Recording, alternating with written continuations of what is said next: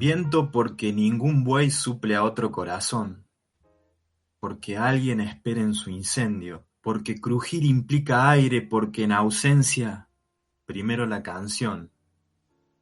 Viento agalla porque desconfiamos, porque moverse es absorber una herida. Vientos y pájaro, beso que rebasa una ventana. En esta oportunidad vamos a estar conversando con un poeta, lo hablamos un poquito fuera del aire, nacido y criado, en palabras de él, aquí en la ciudad de Córdoba. Y nos acaba de compartir un poema y se llama Pablo Carrizo y le damos la bienvenida. ¿Cómo estás? Hola Juan, muy bien, muchas gracias. Un saludo para toda la audiencia de Restos Diurnos. Un placer que podamos compartir este rato poético y no tanto, algo que habíamos hablado hace un tiempo largo y bueno, no habíamos podido coincidir y este ha sido el momento, por algo es así y está bien que así sea. Así es, se dio ahora, sí. Agradecido por la invitación y bueno, un placer poder charlar un rato. Contame, estimado Pablo, ¿cómo nacieron en vos las ganas de identificarte con la poesía, de los versos? También ya inclusive no solamente escribiendo, sino en tema de colectivo editorial también y demás. Quería que me cuentes eso. Bueno, mirá, no podría decirte por ahí un momento específico cuando comenzó, pero fue algo que fue dándose en la niñez, adolescencia, con la trama familiar, humana, con la que me fui vinculando. Yo provengo de una familia de laburantes, de trabajadores, muy humilde, de aquí, de la zona norte, digamos, de Córdoba, que es barrio, bueno, primero Panamericano, cerca de Alta Córdoba, y luego viví toda mi infancia en barrio Marqués de Sobremonte. Y bueno, mis abuelos y mi vieja y mis viejos se separaron cuando yo era muy pibe. En la casa de mis abuelos vivimos muchos años con mi madre, mis abuelos maternales, y allí se respiraba mucho la cuestión del arte, más desde una perspectiva por ahí popular, ¿no? En el sentido de que mi abuelo particularmente es una persona que siempre promovió el tema de la lectura y escuchar música, y esas fueron las primeras aproximaciones que tuve con la poesía, si se quiere, quizá con algunos versos de la música que se escuchaba en la casa o agarrando algunos libros de manera azarosa. Y después ya con el tiempo siempre escribía y con el tiempo fui como conociendo otras personas, fundamentalmente ya cuando era joven, digamos así. Tuve la suerte, la oportunidad de conocer a algunos amigos de la vida que tengo hoy, que bueno, son parte del colectivo de poesía Pan Comido. Particularmente hablo de Seferino Lisboa, de Fernando Bellino y de Fabricio De Valli. Ellos eran los que estaban ahí en esa movida inicial y bueno, nos abrieron un poco las puertas a otras personas, entre las cuales estaba yo. Eso habrá sido a fines de los 90, principios 2000, con el cambio de siglo, y eso me abrió todo otro mundo, porque si bien yo escribía y tenía ciertas inquietudes, no vengo de una formación sistemática respecto de las letras, y bueno, encontrarme con ellos de alguna manera me permitió,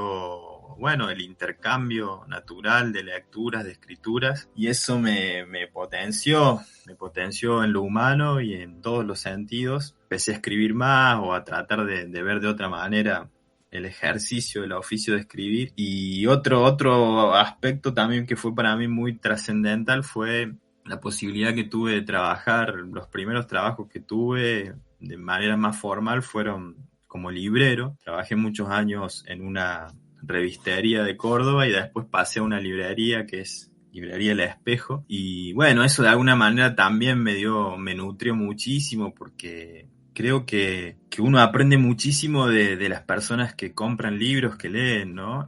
Cuando es librero, creo que la gran capacidad que uno tiene que desarrollar es la de escuchar, la de ver otras cuestiones, otras búsquedas. Y ahí aprendí muchísimo, no solamente por el contacto con los libros en sí, sino, como te decía, por haberme cruzado con distintas personas que me fueron abriendo caminos. Así que bueno, ese es un poco de manera sintética lo que me fue pasando. Creo que en mi caso me considero un escritor amateur, más que nada un lector que le gusta escribir, y eso tiene que ver un poco por todos estos cruces humanos, sociales, políticos, históricos, de los que soy parte de manera individual, pero que me trascienden, digamos, a espacios colectivos y situaciones, acontecimientos que fueron pasando y que me llevaron, digamos, de alguna manera a escribir y a leer, sobre todo poesía. Vos sabés que mientras te escuchaba ahora atentamente pensaba en dos palabras que no sé si son las precisas o exactas para todo este recorrido que me y nos compartís a los oyentes, que es como, aparte del intercambio, la paciencia y el cariño en este sentido. El primero es esta situación, la familiar, y estar ahí en tu casa y que tu abuelo, por ejemplo, que sea este gran divulgador y que seguramente, que siempre pasa, ¿no? Con los abuelos que se ablandan mucho más con los nietos y aparte porque tienen más tiempo sobre todo, y que esté ahí para brindarte tanto en lo musical o lo literario, herramientas, y después esto que nos compartís del grupo, del colectivo al que te unís justamente a fines de los 90, que te hayan abrazado también desde la manera literaria. Para la otra palabra clave que me parece destacar es el intercambio, ¿no? Que ellos acepten también eso que vos venías a ofrecerles, capaz que no era mucho en el sentido del bagaje que seguramente cargaban, como vos nos estás compartiendo, histórico, literario, como queramos llamarlo, y sin embargo ahí estaban atentos para brindarte y para recibir, y en eso potenciarte, como bien nos compartís. Sí, te doy un ejemplo así concreto. Ellos además son y en ese momento eran personas que venían de hacer talleres y que nos compartían material de los talleres. Recuerdo que algunos de ellos hacían un taller con la Tere Andrueto, te hablo en el año 97, 98. Y ese tipo de experiencias que ellos los marcaban de manera personal los compartían con nosotros y con otras personas también, ¿no? Creo que eso habla, esa trama de la que somos parte, digamos, habla de una cuestión profunda. También en ese momento el recuerdo que tengo es así como te nombro a Tere Andrueto, de muchas otras movidas que hoy parecen lejanas de algún momento, pero son el cimiento de un proceso muy diverso que hay en Córdoba. Editorial Argos, Editorial Alción, los talleres que daba Tere, el gordo Alejandro Smith, desde Villa María, compartiendo material y publicando revistas y cuestiones así de manera prolífica. Tengo el recuerdo de que nos compartíamos una revistita que se llamaba Alguien Llama, que sacaba el gordo Smith de allá, que tenía poemas de dos o tres poemas de varios poetas de distintas provincias de Argentina que él recolectaba por correo, y que cuando nos llegaba una esa la teníamos una semana, se la compartíamos a otro, alguno cuando podía se compraba un libro. Y eso del que nosotros vivimos era un proceso entramado que tenía ya muchas décadas, y ni hablar que se fue expandiendo en los últimos años, y sí, es como vos decís, yo creo que hay un intercambio que nos potencia y que finalmente uno muchas veces no sabe o no siente, en mi caso, que lo que uno escriba le pertenezca a uno definitivamente, sino que es algo que sale para ser compartido, digamos, y que tiene que ver con una trama colectiva. Contame, quiero volver a esa parte en Barrio Marqués Sobremonte, contame cuáles fueron esos primeros libros que después a vos te sirvieron como herramientas para compartir. ¿Qué lecturas aparecieron? ¿Qué cassettes? Me imagino los que había cassette, algún disco, que había dando vueltas que te quedaron, y si tal vez de esos, de los primeros esbozos, de esos primeros autores, si por ahí quedaron para que vos los repases más adelante, o que ahora mismo que estén presentes, o simplemente quedaron en el recuerdo de esos primeros escritos. No, mirá, ahí fue muy hermoso porque, como te decía, mi familia es una familia de laburantes y también muy atravesada por la cuestión histórica en Argentina, social y política. Mi abuelo sí fue un militante en los 70 y bueno, tengo el recuerdo de la música, del tocadiscos de él, que ponía todo el tiempo canciones que nos compartía y que yo me las sabía de memoria, de Serrat, de los Olimareños, te hablo de toda una cultura, Mercedes Sosa, Charly García. Tengo el recuerdo de esto, la década de los 80, digamos, ya en la democracia, pero una cuestión ahí de mucho estar buscando y vinculándose con la música. Y libros había una diversidad. Yo siempre me río porque al ser como de esta cultura más popular, lo que más había en la casa de mis abuelos eran revistas revistas y muchas historietas también, ¿no? Todo lo que era la historieta argentina estaba ahí, distintas sagas que yo leía como me las morfaba, digamos, y después también tenían las revistas selecciones del Reader Digest, que eran como unos pequeños libritos que tenían una selección de relatos de todo tipo, de misterio, de terror, de ovnis, y algunos libros. Creo que la persona que más se encargó de ese camino con el libro fue mi madre, que era joven en ese momento y me fue acercando ya algunas lecturas, pero sí había mucho María Elena Walsh, bueno, había textos de Soriano, de Benedetti, colecciones, digamos, por ahí, ese tipo de editoriales que trabajaban todas cuestiones de clásicos universales, bueno, eso estaban todos y eran distintas cosas, desde Mark Twain, Shakespeare, algunos poetas había también, esas fueron todas mis primeras lecturas, y muchas cosas yo ni las entendía, y también, digamos, de alguna manera quizás ha sido una comprensión distinta, pero fueron como abriendo ese asombro por la literatura. Lo que más recuerdo lo que más me gustaba a mí eran las novelas de aventuras y la historieta, eso fue como muy fuerte. Y eso es lo que había a mano. Después, bueno, ya cuando empecé a estudiar, digamos, cuando empecé a avanzar en la educación formal, yo terminé el secundario y estudié comunicación social, ahí también me encontré con mucha gente muy hermosa que me enriqueció en muchos sentidos, docentes y compañeros y compañeras. También con una situación muy convulsionada en lo social y político, vos sabrás, a fines de los 90, lo que fue el preludio de la crisis de 2001, de alguna manera mi formación estuvo muy atravesada por eso, y al ser la primera persona de mi familia que pudo acceder a estudios universitarios, también eso era muy fuerte, porque yo también trataba de compartir con ellos ciertos saberes que iba absorbiendo, ¿viste? Voy a seguir sosteniendo que hasta ahora lo que más aparece es el intercambio constante en los diferentes niveles de tu vida, de tanto, bueno, de la parte más infantil, después ya haciendo un trazado a lo académico, está el intercambio constante, esa forma no solamente de nutrirte vos, sino también de devolver, ¿no? Esa cosa que justamente colectiva, clave. Me gustaría ir un poco más a tu parte más de escritura propiamente, y me gustaría saber si hay en algún momento preciso o no, vos me dirás, donde vos hayas decidido que tenías que compartir tu poesía al mundo. Suena muy exagerado, ¿no? Pero de alguna manera, cuando uno escribe ya deja de ser de uno lo que escribe. Entonces me gustaría saber si está ese momento o si en realidad hubo un poco más algo que te empujaron. ¿Cómo fue eso? Mira, un poco, yo creo que estuvo atravesado por la experiencia de laburo colectivo con los compañeros de Pan Comido, y también con un proceso nosotros que empezamos editorial en una colección que sacamos en la segunda década de 2000, que es una colección donde sacamos 15 libros finalmente. Quedó un poquito parada porque un poco fue una experiencia de época. Esa colección se llama Música del Lugar, y un poco en esa colección lo que íbamos haciendo era editar a algunos autores y autoras que nos gustaba lo que estaban haciendo, algunas de Córdoba y otras con las que teníamos otro vínculo. Bueno, hay un libro de Alejandro Schmidt, de Eugenia Cabral, de Liliana Lukin, de Leticia Recia, de Laura García del Castaño, bueno, varios autores, Marcelo Dughetti, y además íbamos editando de manera intercalada con algunos libros de compañeros que eran integrantes del grupo Pan Comido. Y ahí, bueno, en un momento tocó la posibilidad de editar algo, que fue el primer libro que edité. Ya habíamos nosotros editado algo en formato plaquetas para repartir de manera gratuita.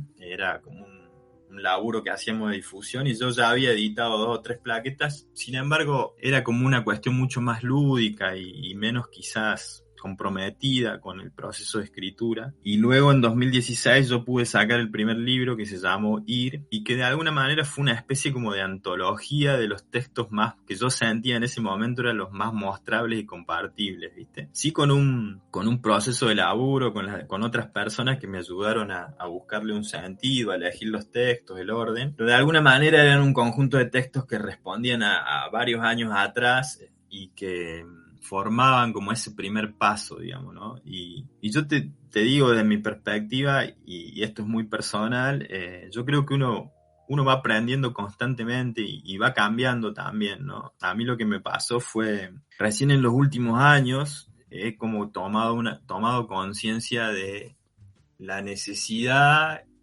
y la voluntad, la vocación de escribir de manera más sistemática y ejercitando, trabajando como un oficio, y también de publicar como una manera de poder hacer circular del formato más mejor, digamos, del mejor formato posible lo que estoy escribiendo. Y eso me pasó cuando por ahí rompí algunos prejuicios que tenía personales, que también tienen que ver cuando uno está trabajando en un grupo, se va dando un proceso medio endogámico que a veces no está tan bueno, digamos, ¿no?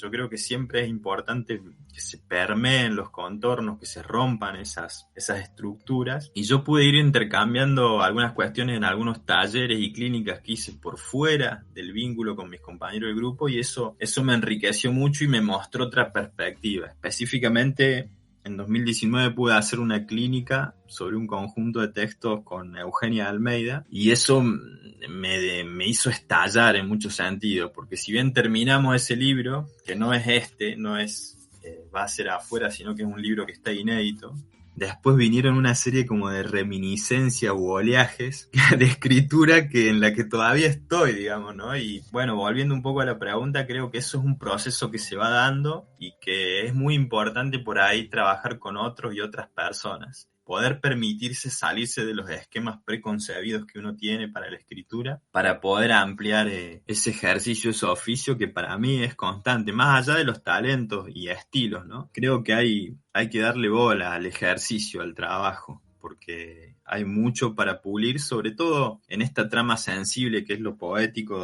donde siempre hay que pensar en otros y en otras, ¿no? Quienes completan y se apropian de lo que uno puede dar, son otras personas. Pensaba en esto, en todo esto que nos vas compartiendo, hasta de los diversos momentos históricos, tanto en lo poético como en lo social. Por ejemplo, hace 20 años atrás, y un poquito más tal vez, que es con esta efervescencia tuya, o los inicios serían los inicios tuyos de la poesía. Sí. No estaba internet, por ejemplo, con todo lo que eso significaba. Por eso vos, cuando nos compartís eso de Alejandro Schmidt, recopilaba poemas que le llegaban por correspondencia y de ahí a la revista. Entonces digo, eran otros tiempos un poquito más lentos, pero que por ahí tal vez se podían saborear mejor las cosas. Por supuesto que está buena igual también la parte ahora de alguna de las pocas cosas buenas que tiene la hiperconectividad, del compartir inmediato con alguien que de otra manera capaz que tardabas mucho tiempo en concretar algo, ¿no? Exacto. En conocerte. Y te voy a tomar justo la palabra, y ahí vamos al trabajo tuyo propiamente. Te tomo la palabra esto de lo endogámico, porque de alguna manera se quedaba todo como dando vueltas un poco en la provincia. Así y a partir de otras tecnologías empezó como inevitablemente abrirse mucho más toda esa cuestión. ¿Estaba antes? Sí, por supuesto que estaba, pero siempre había como vías un poquito, me parece, más estrechas que las que hay ahora. Y ahora, bueno, que volviendo a lo que nos compartís de tu trabajo, este trabajo que me decís que justo no es para este segundo libro, no es de Va a ser afuera, pero pensaba, ya hay un inédito, o sea, venís como, has roto un montón de cosas, me parece a mí, voy tomando también un poco tus palabras, ¿no? Sí. De esto del mensaje hacia afuera, también está justamente adentro tuyo y lo has trabajado, seguramente lo has pensado un montón, lo has meditado, para que se vaya dando, ¿no? Y que vaya diciendo, no, lo mío también funciona o puede funcionar y vemos, y vas haciendo y lo vas trabajando y vas hablando con esa gente por ahí afuera del círculo. Y en una palabra me parece espléndido todo esto que nos vas compartiendo. Sí, son aprendizajes. Yo creo que hay eso, ¿no? En la escritura poética me parece que hay grandes talentos, pero hay mucho trabajo también, ¿no? Yo creo que las personas que uno pudiera nombrar hoy como muy relevantes para el campo de la poesía cordobesa, que es amplísimo, diverso, y sería muy difícil de sintetizar en un rato de tiempo. Además, yo no soy un estudioso del tema, solo te hablaría por proximidades. Creo que hay mucha gente que trabaja trabaja mucho y se permite corregir, se permite además tener esa vocación de publicar muchas veces cuestiones que por ahí no siente que son están del todo logradas, pero sabe lo que va ahí, ¿no? Porque cuando uno entrega un libro, cuando uno hace una ofrenda de algunos poemas, ya se transformó uno y esas palabras también dejan de ser lo que eran. Bueno, esos procesos multiplican en muchos sentidos, ¿no? Yo pienso que es algo que he estado aprendiendo este tiempo y que hay mucho por aprender todavía. Y sí, también insto a las personas que escriben y que tienen ganas de escribir que lo hagan y lo compartan, que hay que correrse por ahí de ciertas lógicas tan normativas que nos han atravesado en estos países, por lo que yo conozco, por nuestra historia, por nuestra forma de ir hacia la palabra, hacia los discursos. Creo que hay que permitirse romper esas estructuras, y creo que el ejercicio de la escucha y del vínculo con otros desde una generosidad de prestarle atención a otros es lo que da riqueza, ¿no? Yo pienso que es muy importante leer poesía y escuchar poesía si te gusta escribir, y que en ese acto vas a encontrar caminos para la producción, pero no hay que dejar de escribir, hay que seguir dándole y permitirse también compartir y que otros sientan distintas cosas, ¿viste? Yo creo que en esa diversidad de la que somos parte, somos un granito más, digamos, ¿no? A veces es difícil porque uno pone en juego cuestiones muy íntimas, y bueno, cuando uno abre esa caja de intimidad, está el ego, está la necesidad de ser reconocido, etcétera, etcétera. Pero para mí la única forma de poder salir de ahí es brindarlo y prestarle atención a otros y a otras que son nuestros pares, más allá de las edades y los estilos, que están haciendo cosas y que están buscando que alguien los lea. Yo creo que para escribir es muy importante leer, darse ese tiempo, ese rato para poder leer a otros y a otras. Pablo, te invito a que nos compartas alguno de tus poemas. Dale. Bueno, leo 2 o 3 textos de Va a ser afuera, el libro que está saliendo en este 2021. Viento la boca, pregunta que respira con uñas y abajo trepa. ¿Cómo es que cantabas? En el aire, diciendo algo que no sabías. ¿Cómo si no? Bailando para desmentir palabras. Inmune cantabas. Te llovía aprender que no habrá premio ni venganza. Aquí llagan las preguntas, que allá son soluciones. Aquí no duerme el lago, no canta una raíz. Viento, porque no se condice el esfuerzo en rocío. Con nosotros en esta emisión de Restos Diurnos, Pablo Carrizo. Pablo, volviendo una vez más a tu abuelo y hablando de la militancia, me gustaría saber qué papel tiene en vos la política, la militancia, y si dejás que atraviese a tu poesía. Mirá, siempre he sido una persona atravesada por la política y por el trabajo militante, más allá de lo partidario, te diría. He tenido una experiencia de militancia muy intensa en lo estudiantil de la universidad, y de ahí me ha quedado una estela de vínculos que hoy mantengo y que trato de hacer lo que puedo en función de mis convicciones. Yo creo en la militancia como un hecho social, humano, de transformación, más allá de las ideas que uno pueda tener, y eso naturalmente me atraviesa. Pero creo que en la poesía hay que hacer un esfuerzo por de alguna manera filtrar esos esquemas de pensamiento preconcebidos. Me parece que una cosa es la cuestión política, lo político, lo que nos atraviesa como lo comunitario, ¿no? Lo que hacemos aquí con otros, dónde vivimos, cómo vivimos. Y otra cosa es lo ideológico, ¿no? Los sistemas de creencias. Me parece que cuando lo ideológico determina lo que hacemos, uno por ahí se vuelve un fanático, una persona que va atrás solo de sus convicciones, sus ideas, y eso a veces impide vincularnos con otras personas y reconocer la posibilidad del encuentro. En ese sentido, yo hago un trabajo por por distinguir, digamos, el discurso poético de mis convicciones. Naturalmente creo que siempre aparecen de alguna u otra forma, pero trato de evitar lo panfletario, trato de hablar desde un registro un poco más abierto, porque creo que la poesía es eso, ¿no? Es la apertura. ¿Acaso si la música es una forma de escuchar, la poesía puede ser una forma de recibir preguntas y compartirlas, ¿no? Cerrar el sentido nos encierra, no nos lleva a ningún lado. Me parece que el ejercicio está en poder amplificar, abrir y permitirle a otras personas construir algo más allá de las palabras que uno puso en un papel o dijo. Con respecto y volviendo a este libro, que cuando salga esta charla ya va a estar presentado, me gustaría que me cuentes un poco si este trabajo, cuánto tiempo te llevó este proceso de segundo libro, si te gusta dejar descansar esos versos que están ahí ya plasmados, si tiene como una estética definida, ¿cómo lo trabajás a eso? Mira, este libro fue muy singular porque, como te contaba anteriormente, de alguna manera un oleaje, una repercusión, una reminiscencia de un trabajo que yo hice en 2019 de escritura.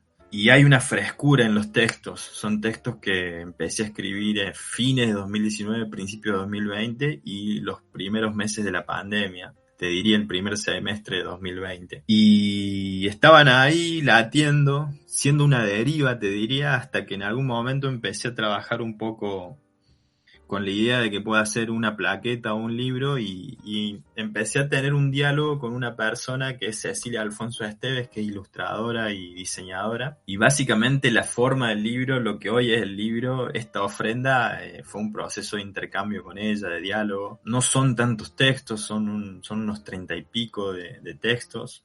Son poemas que tienen que ver o que hablan, si tuviéramos que hablar de un tema, sobre la inquietud que somos, sobre el movimiento que somos, sobre el viento, podríamos decir. Y hay en estos textos como mucha austeridad, por decirlo de algún modo, ¿no? Son textos, ella, Cecilia, los llamó, cuando yo se los pasé por primera vez, los llamó, usó un adjetivo muy extraño, pero que me gustó mucho, que es que dijo, esos poemas son muy franciscanos. Y yo me imaginé, claro, a un peregrino, viste, en sandalias y con un poquito de agua atravesando kilómetros, es decir, mucha austeridad y sencillez.